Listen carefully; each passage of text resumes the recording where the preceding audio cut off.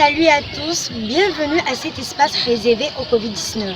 Dans le cadre des actualités et activités liées au Covid, nous sommes allés à la rencontre d'une association non lucrative de jeunes responsables et solidaires, soucieux d'apporter leur aide aux populations en ce moment de crise sanitaire.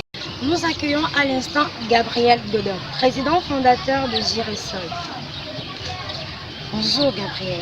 Bonjour Merveille. Dites-moi, c'est quoi Giresol? Alors, merci déjà de m'avoir posé la question. En fait, Giresol, c'est une association à but non lucratif qui a pour but d'apporter du soutien aux enfants vulnérables et surtout comme en période de crise que nous vivons aujourd'hui. Donc, en quelques mots, c'est ça Giresol. Merci. Gabriel, dites-nous, quelle est la cible de Giresol? Notre cible principale, ce sont les enfants vulnérables et des personnes âgées.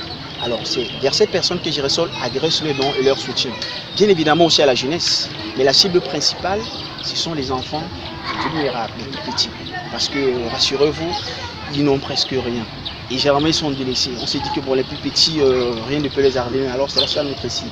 Et les plus vulnérables, ici, beaucoup plus en termes de ceux qui n'ont pas de soutien, c'est-à-dire les orphelins. Oui. Voilà ceux réellement à qui s'adressent nos dons, nos actions, en tant que jeunes responsables et solidaires.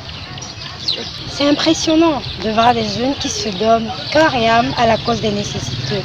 Gabriel, dis-nous, est-ce que vous avez des projets en cours? Bien évidemment, Merveille, nous avons des projets en cours. Le projet le plus phare actuellement, c'est le projet Luttons ensemble contre le Covid. C'est le projet qui nous tient à cœur actuellement parce qu'il faut limiter la propagation du Covid-19 sur l'étendue du triangle national. Donc le combat il est toujours là, nous travaillons d'arrache-pied avec une batterie de jeunes qui bossent nuit au jour, pour moi, qui bossent nuit au jour pour essayer de sensibiliser les jeunes sur les réseaux sociaux. Je vous l'ai dit tout à l'heure, nous allons entamer la phase opératoire du projet, c'est-à-dire la descente sur le terrain pour remettre les masques et sensibiliser davantage. C'est ça le projet actuel. Je crois que plus tard, après la fin de la crise, nous aspirons à d'autres projets que je ne vais pas évoquer ici, puisque nous sommes dans le cadre du Covid-19 et c'est ça l'essentiel. Vous êtes au courant des récentes mesures de relâchement de certains secteurs d'activité prises par le gouvernement. Qu'en pensez-vous? Bien évidemment, nous sommes au parfum de toutes ces mesures de relâchement qui ont été prises par le gouvernement en ce qui concerne certains secteurs d'activité. Mais ici, nous faisons confiance à notre gouvernement, mais ce relâchement de ceinture risque de plonger le Cameroun dans une sphère d'augmentation du nombre de cas infectés. Alors c'est pourquoi nous, qui sommes dans le combat contre le Covid-19, nous devons resserrer la ceinture en sensibilisant, en respectant les mesures barrières. C'est pourquoi ici nous saluons l'initiative de la plateforme Femina, de par son programme Inside Covid-19. Alors, c'est dans cet ensemble que nous pouvons essayer tout ensemble de barrer la route et de limiter la propagation du Covid-19.